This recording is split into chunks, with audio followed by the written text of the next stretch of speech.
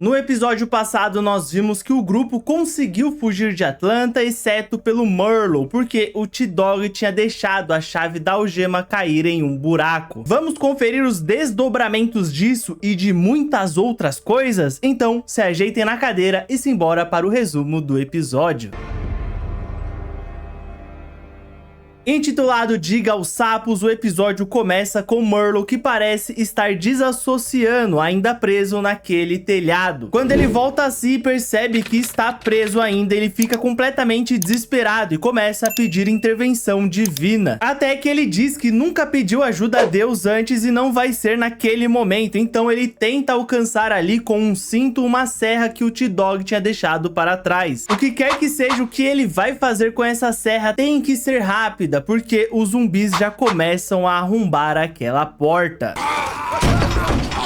Vamos então para o núcleo do acampamento, no qual o Shane convida o Carl para caçar rãs no lago mais tarde. Olha que pessoa do bem, né? Enquanto no caminhão de mudanças, o Rick ainda está completamente abalado pela decisão de deixar o Merlo para trás, algemado num telhado e sozinho. E nós vemos que ele claramente está bem arrependido disso, e isso vai ser importante no decorrer do episódio. Quando eles finalmente chegam no acampamento, o Rick desce da caminhonete e tudo fica em completo silêncio. A primeira pessoa que vê ele é Carl, que corre e vai abraçá-lo. E a Lori chega logo em seguida, ainda completamente em choque, sem conseguir acreditar no que estava acontecendo. Então, nós temos o tão sonhado reencontro dessa família. Mas não é pra todo mundo que aquilo ali é as mil maravilhas, pelo menos não para o Shane, que observa tudo aquilo ali à distância, percebendo que tudo que ele havia construído ali com a Lori e com o Carl foi por água abaixo, tudo aquilo acabou. Afinal de contas, né, no apocalipse zumbi você deve encontrar ali um motivo para você continuar vivendo, e o do Shane parecia ser essa figura paterna pro Carl, ou o que quer que seja ali para a Lori. Só que agora já não existe mais isso. E de fato, nós vemos que isso acabou porque o Rick e a Lori, eles dormem juntos na mesma barraca. Inclusive, eles demonstram a paixão um pelo outro ali, se é que vocês me entendem, né? Inclusive, nesse momento tem uma parte em que o Rick, ele olha pro lado ali pro Carl, imaginando que ele pode acordar ou não, mas a Lori diz que ele não vai acordar, que ele pode ficar tranquilo, né? E aí eu fico me perguntando, como que ela sabe que ele não vai acordar, né? Ah, suspeito. He won't wake up.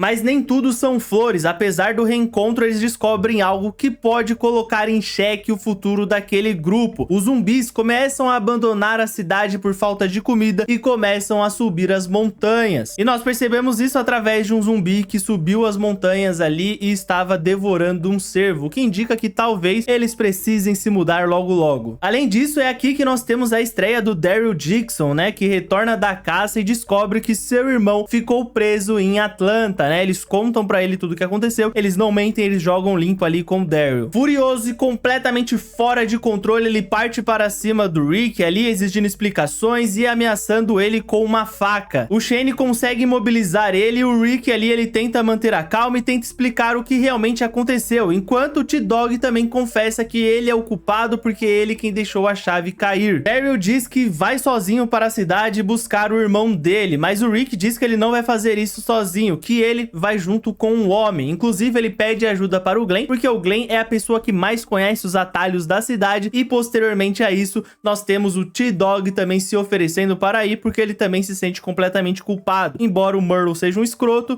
o T-Dog continua se sentindo culpado por ter deixado a chave cair. Isso vai desagradar a Lori, né, que não quer que o marido dela vá embora logo agora que ele chegou, mas o Rick, ele tem um código de conduta a zelar. Ele é como se fosse esse escoteiro, ele é como se fosse essa pessoa que tenta continuar sendo boa. E além disso, não é só a vida do Merlo que está em jogo aqui. Lembra no primeiro vídeo ali que nós vemos o Rick se encontrando com um homem chamado Morgan? Então, aquele walkie-talkie ali de comunicação entre eles dois ficou naquela bolsa no qual o Rick deixou cair na cidade. E sem o walkie-talkie não tem como ele avisar para o Morgan que a cidade está completamente tomada. Ou seja, ele vai estar condenando o Morgan e o filho dele à morte se ele não fazer nada. Além disso, naquela bolsa bolsa de armas também tem armas e munições, que é uma coisa que eles vão precisar para conseguir se defender dos zumbis e de outras coisas também no futuro da série. O Shane tenta impedi-los, né, afirmando que o Rick vai fazer é uma loucura completa, que ele tem que ficar e proteger a família dele. Mas o Rick diz que não pode deixar nenhum deles para trás, que nenhum homem vai ficar para trás. E essa é uma coisa ali que começa a moldar um pouco a característica principal do Rick, de ser essa pessoa ali que tenta ajudar todo mundo, que não quer deixar ninguém para trás, e também dá alguns indícios desse conflito que nós vamos ter ao longo dos episódios e da temporada, do Rick contra o Shane, né? Porque eles são pessoas diferentes, eles vão entrar em embates, né? Pelo pouco que eu conheço da série, e a gente já começa a ter uns indícios disso aqui, né?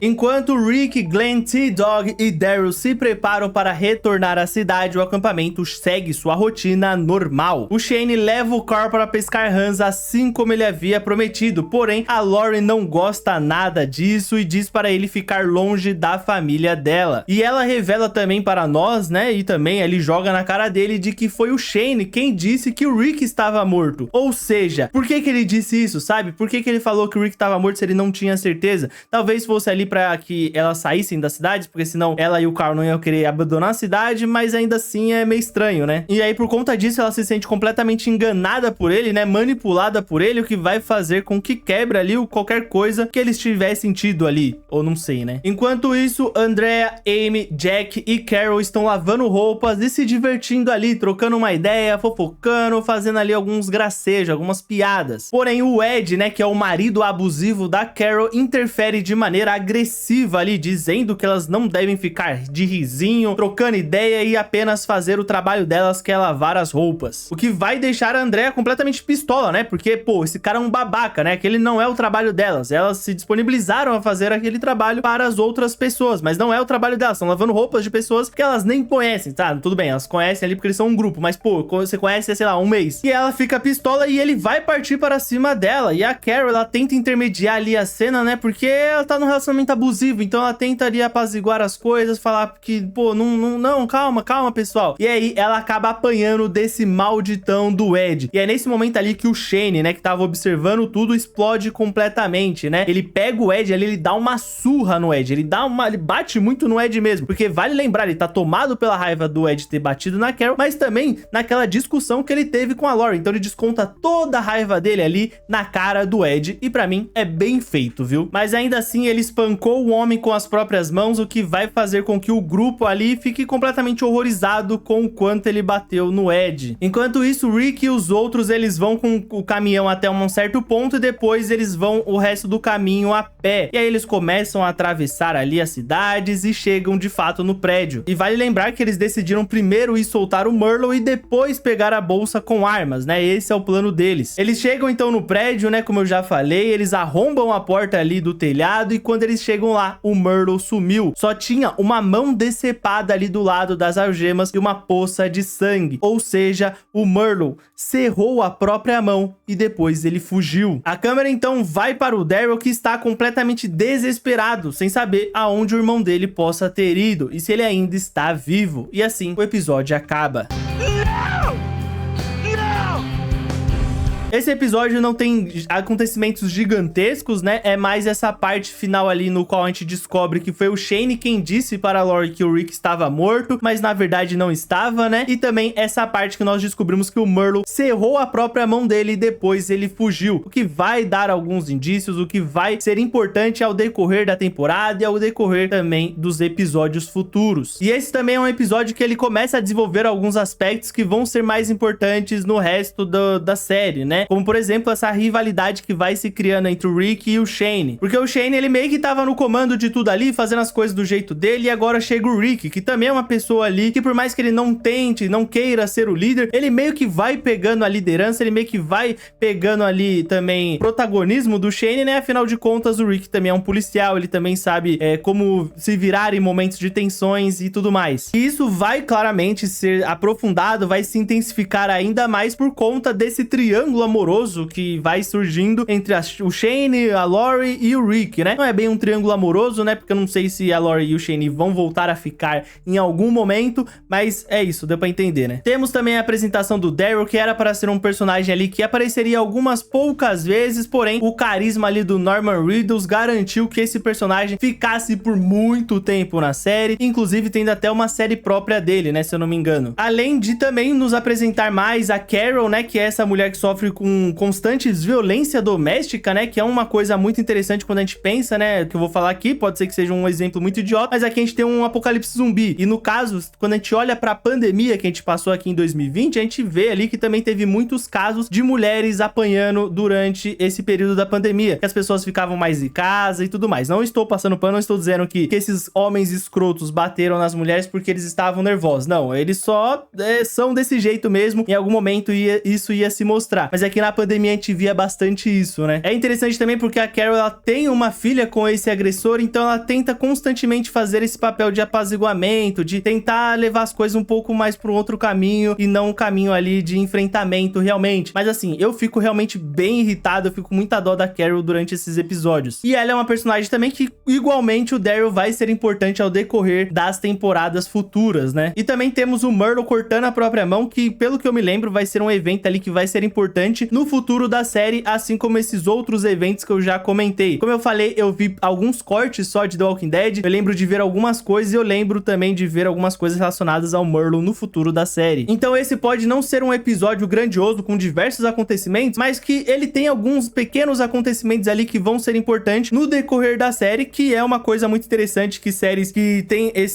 essa vida útil maior, né, essas séries que tem muitas temporadas fazem apresentar uma coisa aqui pra depois desenvolver mais pra frente. Muitas séries com muitas temporadas fazem isso e The Walking Dead tá começando a fazer isso muito bem. Começando, o que eu digo é porque a gente tá fazendo um resumo dos episódios aqui, tá? Esse também foi o episódio que garantiu que a série teria mais uma temporada ali com mais episódios, né, ao todo 13 episódios na segunda temporada ali, por conta da boa recepção do público e também das boas notas. E algumas curiosidades interessantes, né, o Daryl, ele não é um personagem que existe nas HQs, ele é um personagem criado para a série. Isso se deu porque o Norman Reedus fez teste para fazer o Murloc, e aí ele não conseguiu o papel, né, porém o criador da série gostou muito da atuação dele, gostou muito dele e chamou ele para fazer um personagem inventado para a série. Como eu disse, esse personagem era para ser um personagem ali que duraria poucos episódios, porém o carisma do Norman Reedus ali, a atuação dele garantiu que ele fosse um personagem mais recorrente. O mesmo acontece com a Carol, que existe sim nos quadrinhos, mas ela é uma personagem muito secundária mesmo, né? É uma personagem bem secundária mesmo, mas aqui,